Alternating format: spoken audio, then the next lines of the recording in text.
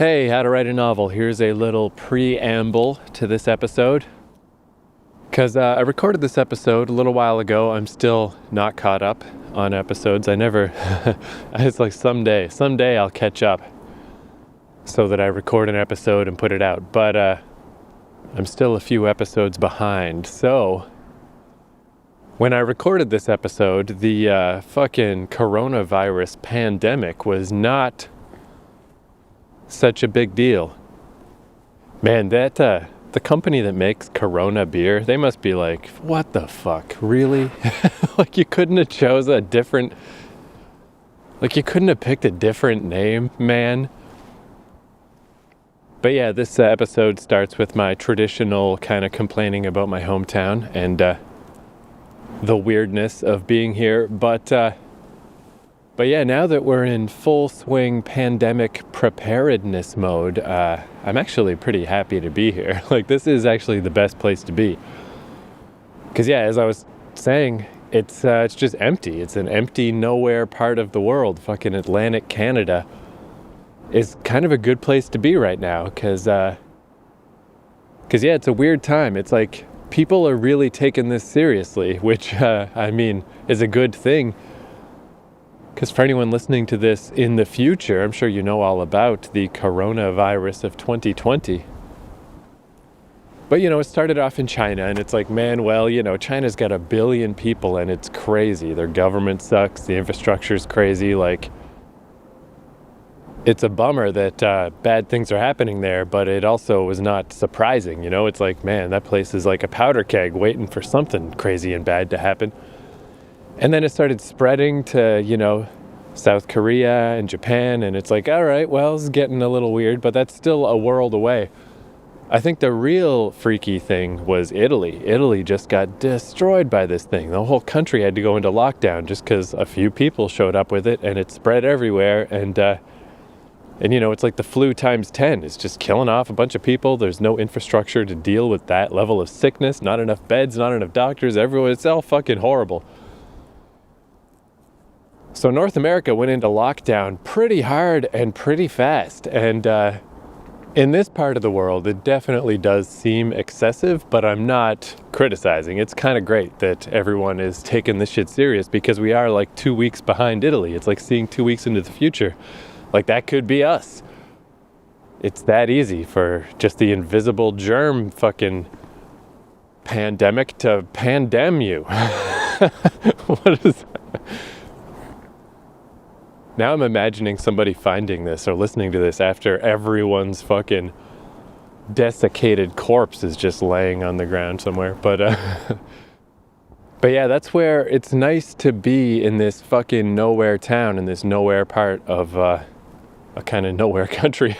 But like, I'm even thinking of other places. I mean, like, this would be so much more stressful even if I was just in Vancouver or Toronto. There's just so many more people and so much more traffic going through it. And yeah, like all of these procedures to shut down public events and make sure you do social distancing, not to get too close to people, and just all the stuff people are trying to do to make sure that they don't pass on any sickness.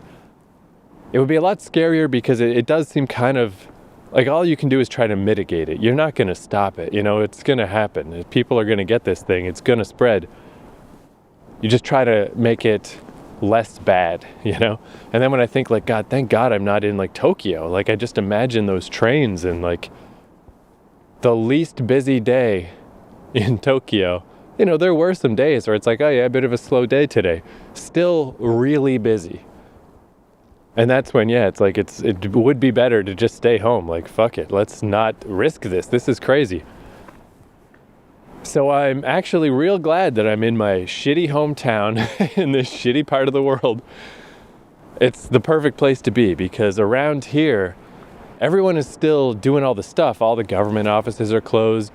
Just today, finally, the coffee shops were like, no more. You can still come in and buy stuff, but no one can sit here. No one can stay. Schools are all closed. The mall's not quite closed yet. My cousin works there, but he's like, they're talking about it because no one's fucking here anyway. But around here, it's very realistic to not really have to be close to anybody, There are no subways. There is no reason to be in a contained situation or near anyone. Social distancing was happening here anyway. That's just how it is here, and now it's even more so. And yeah, it doesn't feel very stressful the way it definitely would if I was in a bigger city. So for all my complaining, this actually worked out pretty well. The perfect time to be home.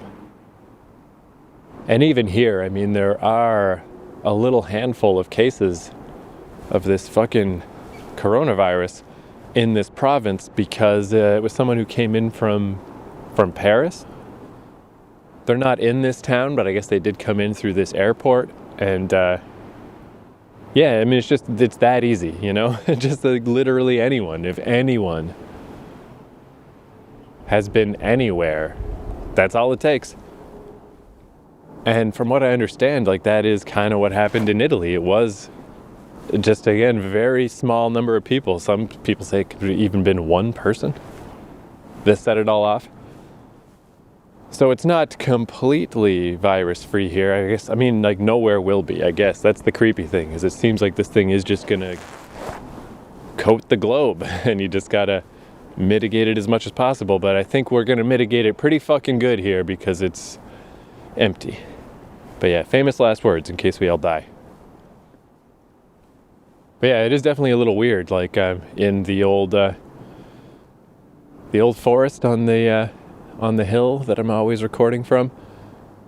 But, you know, normally there's a coffee shop at the bottom of the hill and another one at the top of the hill. So, you know, I'll stop in there and do some stuff. But now it's like there are no seats, and it even felt weird to go in. It's like, I mean, everyone is fine in this town as it stands. It's weird. We're going through the pageantry, and I'm glad we are, but there is really no reason. Right now, no one here in Fredericton, New Brunswick has this shit. But it just, like even just going in and buying a coffee, it did, you know, you feel the social pressure of like, why am I doing this? Do I really need to be in here buying this coffee right now? Do I need to be stressing out these clerks? Like, why are they having to deal with me? You know? They don't know who I am. They don't know where I've been. So yeah, the new routine is just to come here because fuck it, I got to do something. I got to do something in my day to not just be indoors all day because I'll go nuts. So I just come here to not go to the coffee shop, to not get any work done, just to walk up the hill and through the mountain and around in a circle and back because just fuck it, you know, just for some exercise. But anyway, I just thought I would mention that because, yeah, this episode, of course, just starts with me complaining about being here. So I just thought I would update because it would sound pretty goddamn tone deaf if I was saying all this shit in the wake of the coronavirus pandemic. But this was all recorded like a fucking few weeks ago before things were like this.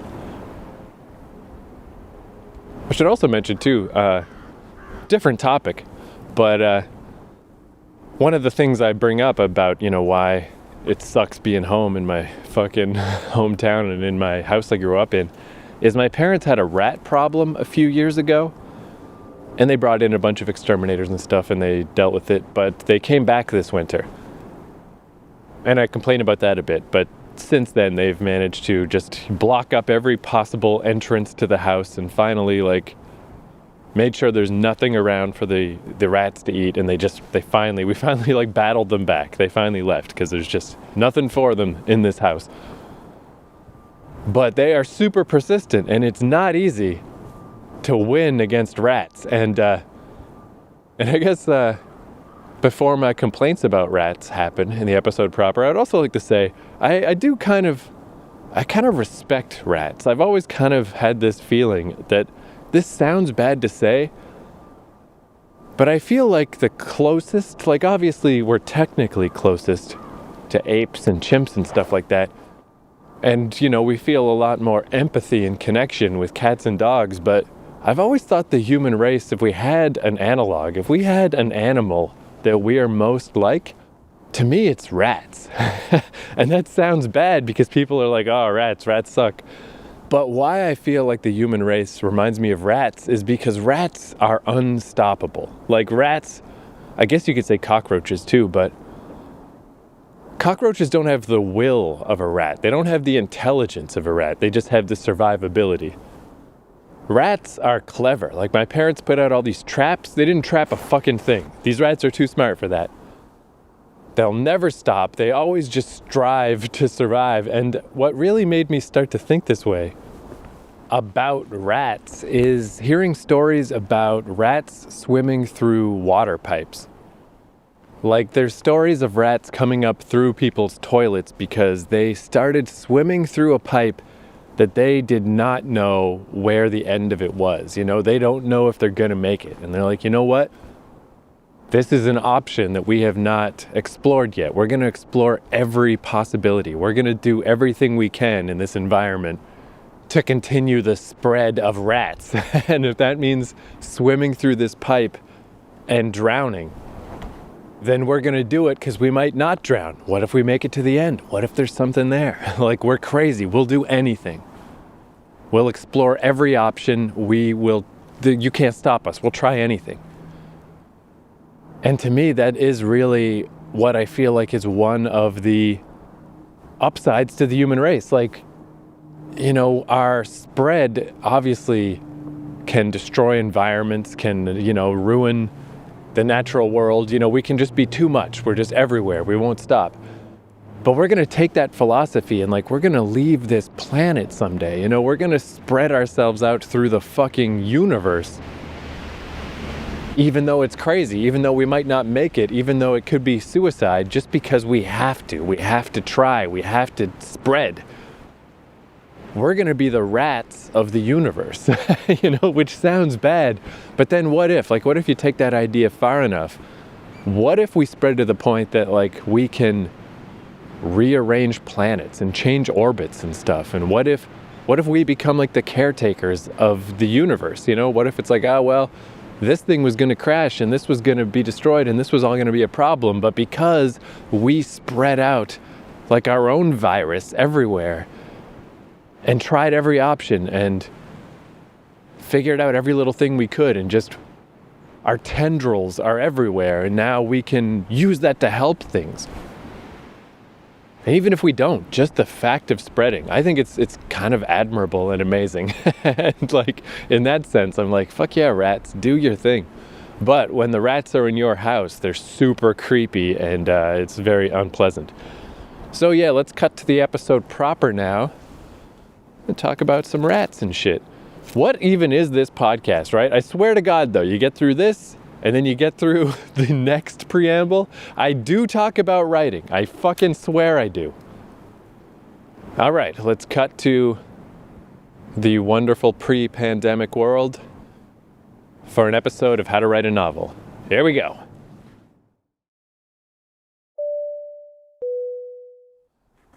Hello, welcome to How to Write a Novel. I'm on the mountain in Fredericton.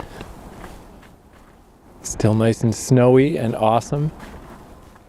And it's a little weird because the weather is a little better lately, but it's still, you know, winter. When I'm downtown, I gotta be all bundled up because it's cold as shit. But then you get into the forest and there's all these trees, so there's really no wind in here. And walking uphill just exerts a lot more energy. Turn into a little furnace, and it's like, man, suddenly this coat is way too much. I'm burning up. But I got no choice, man. This big coat's all I got. Fucking winter. It's weird. So, man, when I used to do this podcast every day, definitely one benefit was if I had a thought, you know, I just got it out. Where I was thinking about this last week, I just didn't get around to recording it yet, so it seems a little less at the front of my mind now. But maybe that'll keep the episode a little shorter. I won't fucking ramble at as great a length.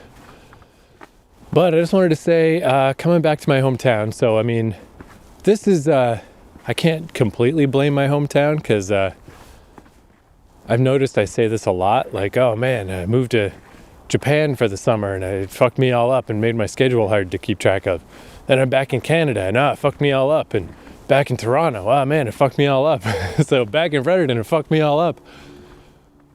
Around here though, it really is, it's brutal, man. My fucking house, my parents' house, it's like they've got these yappy dogs that bark like crazy right before they're let out for the last time to pee at night, which is at like 11:30 or midnight. Like this piercing, horrifying bark that I've got pretty sensitive hearing anyway, but I can't sleep through that. It's impossible. It wakes me up every time, even if they're on a different floor of the house. And if they're on the same floor as me, fucking forget about it. It's like having a heart attack. I just fucking like, shit, I'm awake. What the fuck? And then they do the same thing in the morning at like 7:30 in the morning when they're sent out to pee again. So I got this really particular window. I can't go to sleep before this time, but I can't sleep in past this time. I end up having to break my sleeping into like 2 pieces just to like wait for the house to settle down again and then go back to sleep. So I'm always kind of discombobulated in that way. And then there's just the weirdness of family and my parents and my brother and all this shit. And the city, like I was saying, is just a small ass piece of shit where the bus comes once an hour on Sunday. Sunday's ridiculous. I forgot that this is how Sunday always used to be, that like no buses run, everything's closed. And the house is kind of creeping me out in general because they had this like rat problem a few years ago and they brought in exterminators and got rid of them and everything was hunky-dory. But this winter the rats are back and I think they've got it more or less under control now. I haven't seen them in a while. But at night, yeah, just like I'd go into the kitchen without really thinking about it and you just see this like this big rat scurry away into its little weird hole that it's dug into the corner like underneath the cabinet where they come up like through the basement. And there's just something just fundamentally disturbing about it's just like vermin, you know. So it's like I gotta keep this door to my room always closed, and then there's a little hallway to the kitchen and I gotta make sure that door's closed too. And I just got this thing in my mind that it's like I gotta make sure these doors stay closed because I don't want like just the idea that a rat could be scurrying around while I'm sleeping. It's so disturbing. It's just so hard to get comfortable with that idea. And these dogs are such useless little pieces of shit. One of them's a terrier, the other one's this other little dog, I don't know what kind it is. And the terrier is supposed to be like a ratter. That's supposed to be what they're bred for, is to fucking... But these things could never catch a rat in a million years because they're just barking all the time and announcing themselves and they're just fucking idiots. And I noticed like I went to the dentist and, you know, they give you the little free toothpaste. And I had that in the upstairs bathroom and there was like some rat had nibbled its way through the toothpaste just to see what was in there. And that made me realize like, oh man, some rat crawled all the way upstairs, down the hall, past the sleeping fucking dogs, into the bathroom, and started gnawing at this toothpaste. It's like these rats could just, and these dogs are of no use whatsoever. So I mentioned that to my mom. I'm like, why don't you get some cats? Like we always had cats when I was growing up. Get some cats, man. They'll have a great time battling these fucking rats. But they can't do that because the little dogs are such fucking little dumb assholes. They can't coexist with cats. They're just all, especially the terrier, it's all violent and weird. Basically, it's a pain in the ass to be home. Like that song, fucking Home for a Rest. Home for a rest, my ass. You know, I feel like I'm just seeing how long I can hang on at home. And when I think of like being on a long layover in Taipei, that seems restful. Like, stuck at the foreign airport all afternoon. Now that's a restful situation. Being at home is the opposite of that. So my little process fell apart once again, but basically the nice thing is like I've kind of built up the amount of things I write every day, you know, that I work on 3 or 4 different little things. So I let them all fall to the wayside except the main novel. It's like, you know what, I got some padding here. I got some extra fat I can let go of. I can let all these things go for now. And as long as I just stick with the main novel, no skin off my back, no skin off my nose, not a big deal. But I realized that I should try to get my shit back together a little more to at least work on my 2 major stories, where there's obviously the one about the space station and the Rhino girl and all that shit. And then there's the other one that I talked about a little while back about the 2 little kids trapped on an island together. And I basically kind of like whipped myself back into shape of like buddy, get back to work on that one too. Work on that one every day. Don't let that one slide, because, let's see, how do I fucking explain this? Well, so right now I'm really just focused on writing. I just want to make it to the end of writing a novel. That's the main thing. I don't want to overburden myself or overpressure myself worrying about stuff too far in the future. Specifically, what do I do with this thing? How do I get it published? What's going to happen with that? I don't know. I'll figure it out then. Because you could make the argument I could do that now and be more prepared when the time comes. But I just know myself. I know that if I overburden myself too much, everything will grind to a stop. This whole enterprise will fail.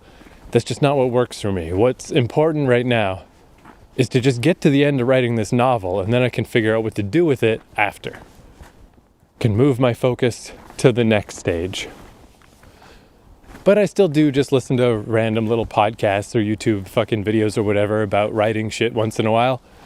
And one of them I listened to recently was a literary agent talking about how if you want to be published by one of the, apparently there's 5, the big 5 major publishers, which isn't there 5 in music also? I wonder how many movie studios are considered major. For some reason there's always 5.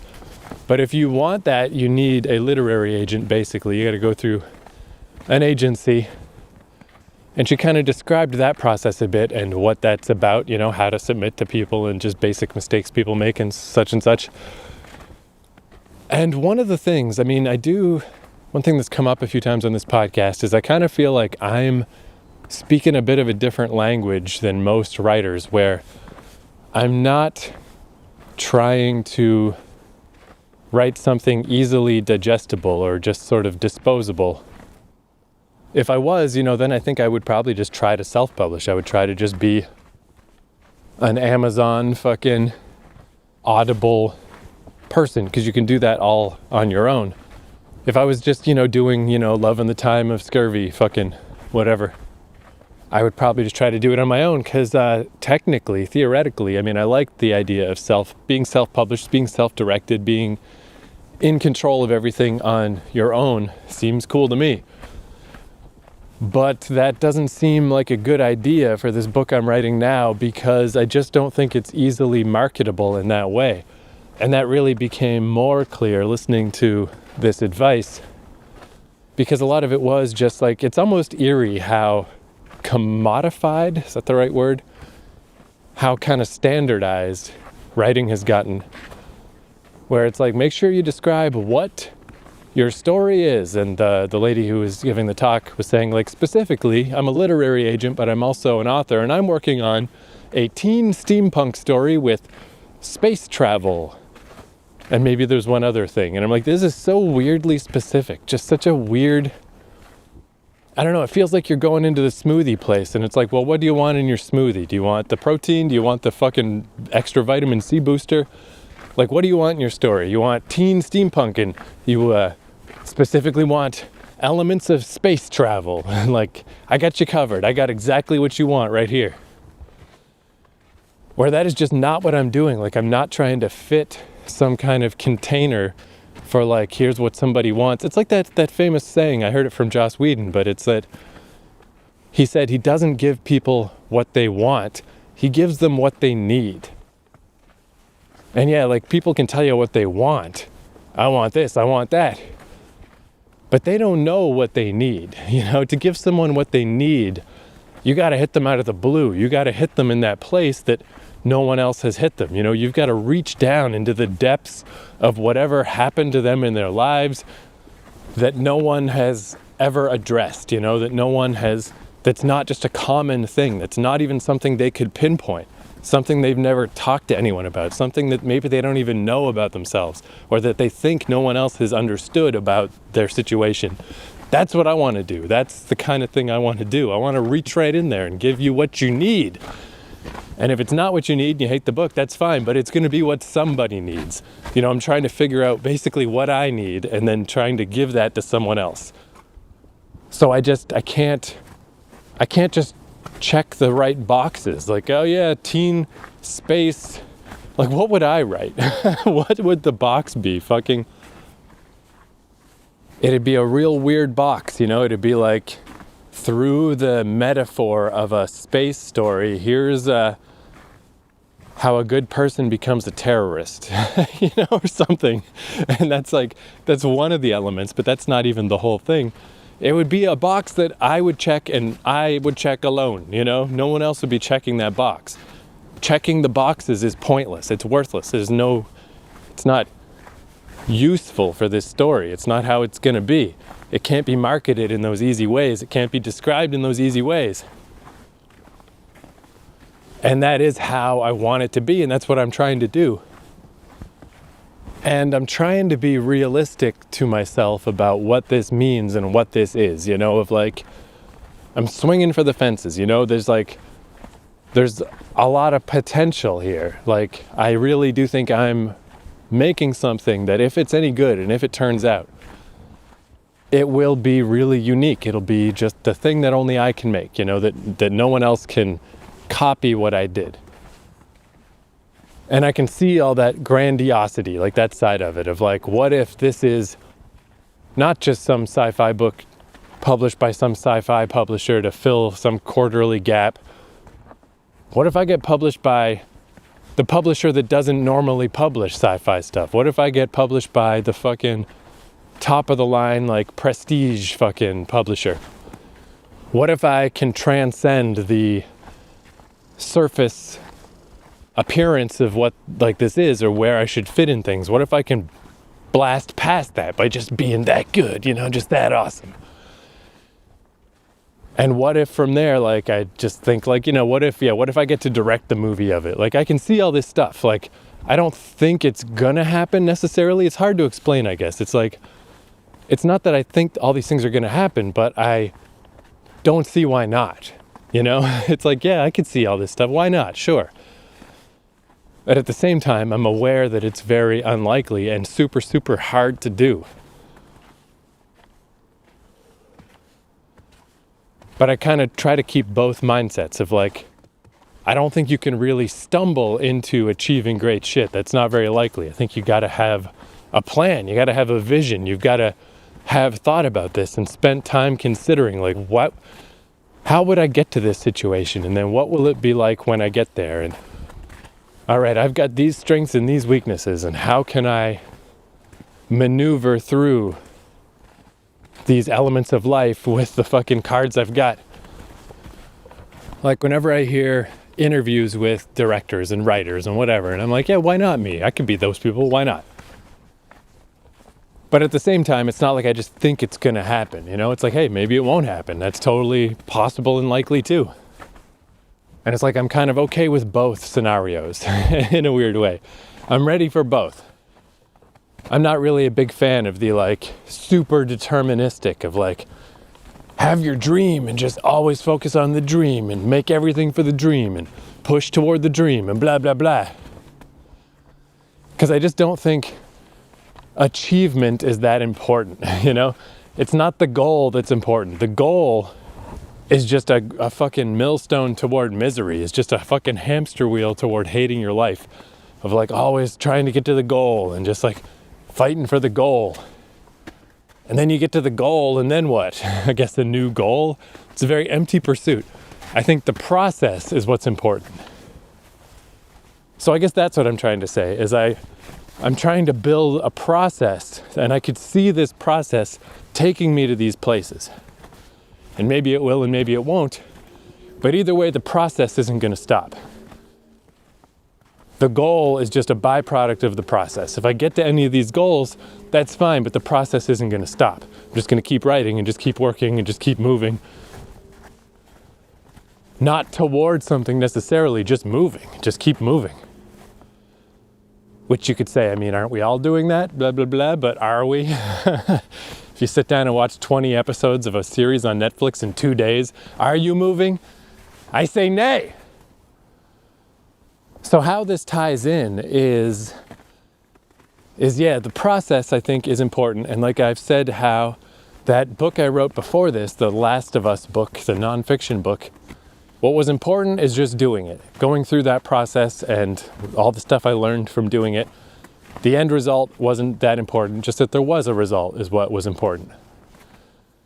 And I think that's the same thing this time, is like getting through this novel, this fiction novel, will be an important step and something I really gotta make sure I complete and make sure, I see how this sounds weird. It sounds like I'm contradicting myself. Like, what do you mean there's no goal if you're talking about how you have to finish this book? But I think that's all just semantics. Like, obviously the process is to get to certain milestones, to have these things happen, but then you just keep going. You didn't reach anything. You're not done. It just keeps going. And yeah, I've got that grandiose stuff in my head of like, yeah, what if everybody loves this book? What if it's awesome? What if it's a great big success and the world is my oyster after that and everything is great?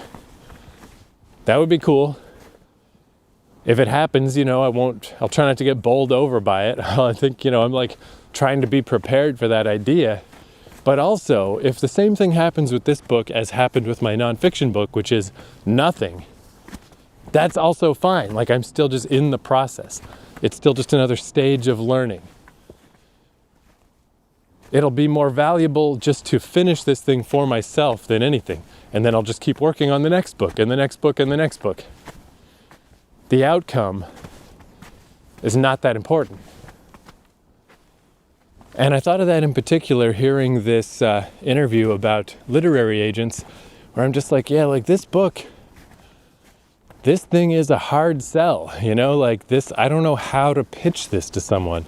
I don't know how to pitch this to a literary agent. I don't know how to realistically expect any kind of a big outcome out of this novel. Because really what's important to me is just to write the best novel that I can, to write the novel that I need it to be and that I want it to be. To reach deep down into my soul and to write that awesome fucking novel that only I can write.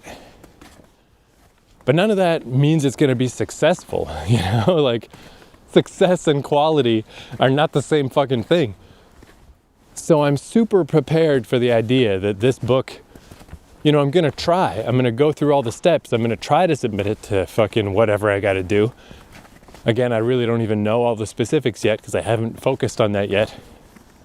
But if it goes nowhere, and if this thing is just the fucking shoebox under my bed type of thing, that's fine, because that wasn't the point. The point is to solidify the process and to continue refining the process and like becoming more and more confident and comfortable writing every day.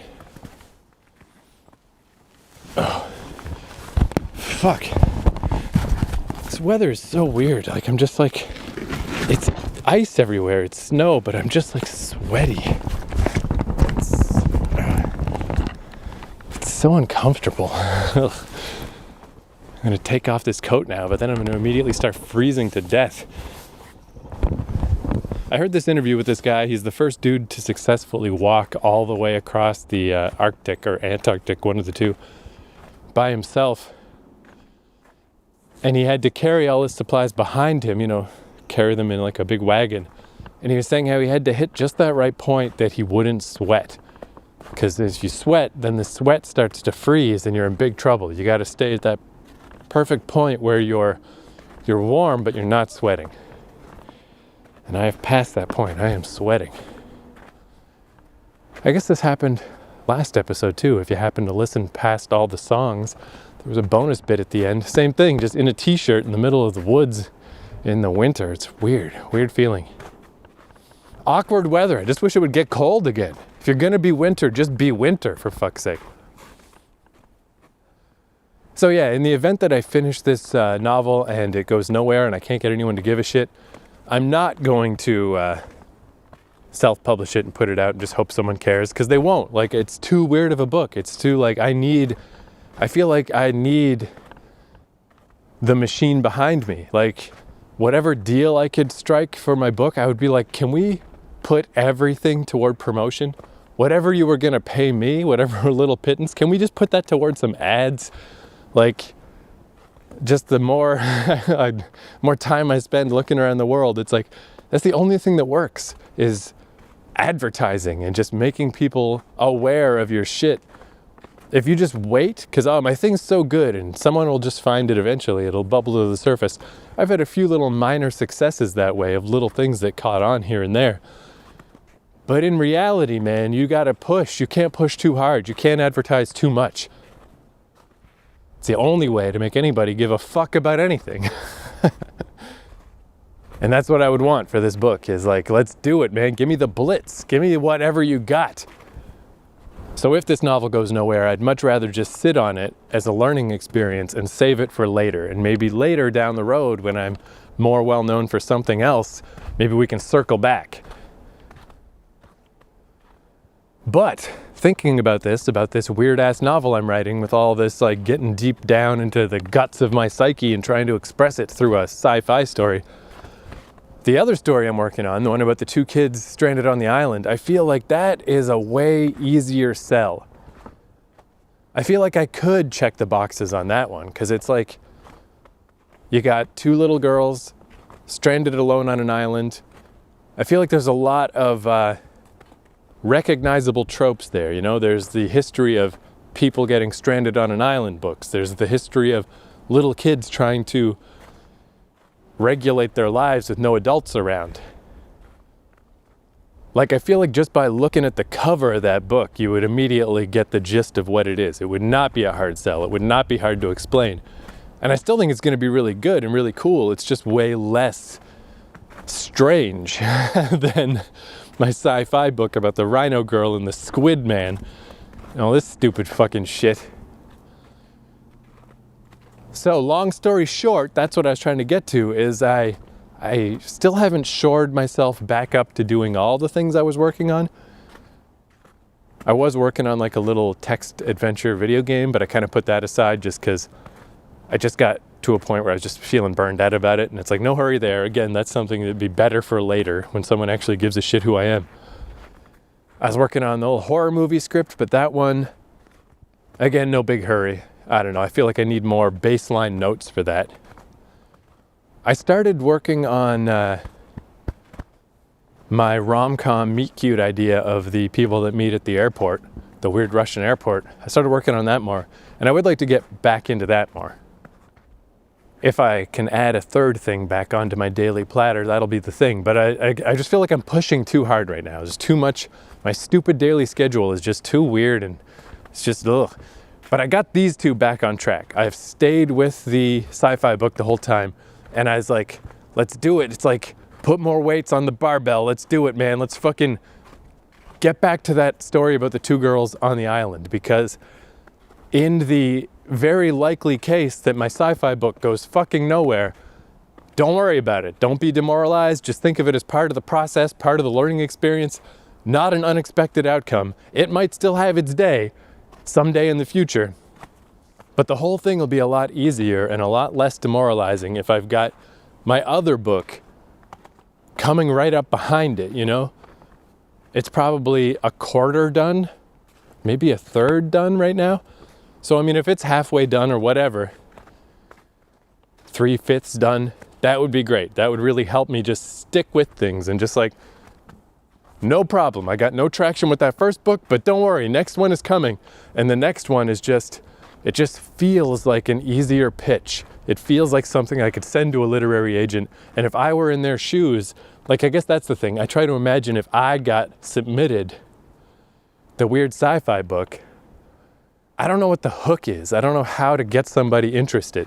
If you sat down and read it, I am confident that it would work for people.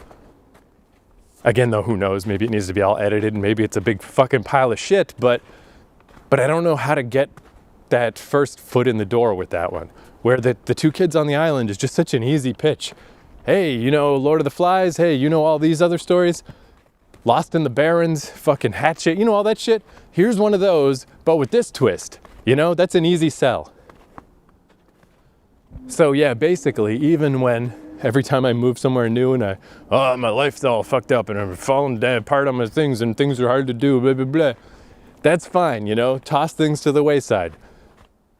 But instead of just holding on to the sci-fi book, I gotta hold on to both. I gotta be doing both. I gotta be doing these two books all the time because I really think this other second book I'm working on is like a crucial potential future piece of the puzzle. And if for nothing else than to defer what a downer it would be for the first book to go nowhere. Because I didn't really have that with the nonfiction book, like I put that out and I had all my dreams of where it could go and how popular it might be, and it just wasn't.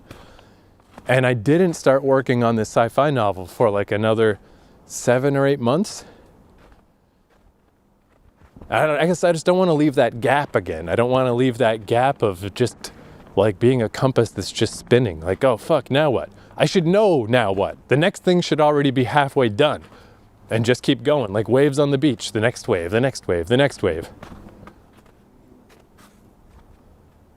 Starting to cool down a little, but still not quite enough to put that big ass coat back on. Fucking such weird weather, man. I mean, there's just snow everywhere. This is like no nonsense winter. It's so much snow, but it's all hot. It's just weird. Fucking weird. And I feel like I had something else I wanted to say, but now I can't think of what it is. So whatever. Just, the process. Don't worry about the goals so much, because goals will make you neurotic and just sad when they fail, Just worry about the process. And the goals will happen in the midst of the process, but it's never done. Like, if you have some goal that it's like, once that's done, that's it, I'm done with it. I don't know if you should even be doing that, Is it really something you care about? I'm just talking about creatively here, like creative work. If it's not something that you're just going to keep doing for the rest of your life, like, oh, I'm just going to paint one painting and I'm done. Like, no, fuck that. Start another painting. Just keep going. If it's not something you're going to do for the rest of your life, then maybe it's not the thing you're supposed to be doing.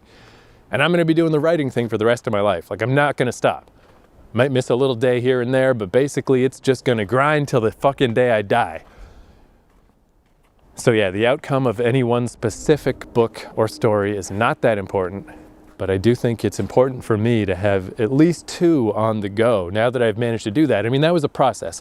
If you're not ready to get there yet, I definitely understand, because if you've listened to this whole podcast series, that's what happened with me. I was just working on one story, and I would pontificate, like, wouldn't it be cool if I could work on... First it was like, okay, I work on this story once per day. What if I could do it twice per day, like once in the morning and once at night? Which doesn't sound like a big ask, but it's double. It is a big ask. It's very hard to do, and I never did manage that. Then I'm like, I wonder if I could work on a second thing. And I failed. Like, if you listen back to some of the old episodes, I'm like, nah, I tried it. It's too much. I remember the metaphor I came up with is because it looks like I'm not doing that much work. Oh, I'm sitting down and I'm working for 10 or 20 minutes. But that's the tip of the iceberg poking out. That's all that you see if you were just to observe me throughout the day. But under that is an iceberg. It's like my whole head is filled with this fucking task and trying to keep it straight and trying to hold on to it day after day after day after day. That little visible ice cap poking out of the water is not the actual thing. The actual thing is huge. And I just didn't have room in my brain for 2 of those. And then I slowly worked my way up, where I was working on 3 things and 4 things. Now I'm back down to 2, but that's all I'm trying to, again, this podcast, it's nice that people listen to it, but it's really for myself, it's just to confirm to myself, like, all right, you made it to more than one thing a day. And when things get shaky, feel free to discard and jettison the extra shit so you don't fucking lose your mind. But stick with 2. You can do 2. And 2 is important because you got to have those waves coming. When one project's done, you got to have the other one coming in right behind it. You got to just keep the ball rolling, keep the process moving. And even if they all fail, I won't even have time to notice because I'm just always trying and always working. All right, put this coat back on. For Song of the Day, let's play something extremely stupid. I've been digging back into, I was a big fan of the Insane Clown Posse back in the day. I used to love them. I'm not shy about liking bad music. Every bad, dumb band in the world, I'll tell you which songs of theirs that I like, because there's bound to be some. So ICP was one. They never got no respect, and they probably don't really deserve it, but who cares? They don't care, I don't care, no one cares. But I heard this little interview clip with them the other day that I just love this so much. It's a tiny little 30-second clip, but it's just about how when they were in school, everyone thought they were fucking idiots, and everyone made fun of them, and it sucked.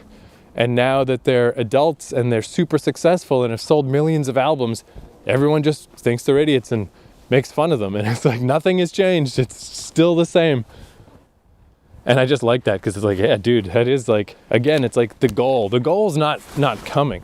Oh, I'm going to get to the part in life where everyone respects me and everything's cool and no one makes fun of me anymore and everyone thinks I'm the best.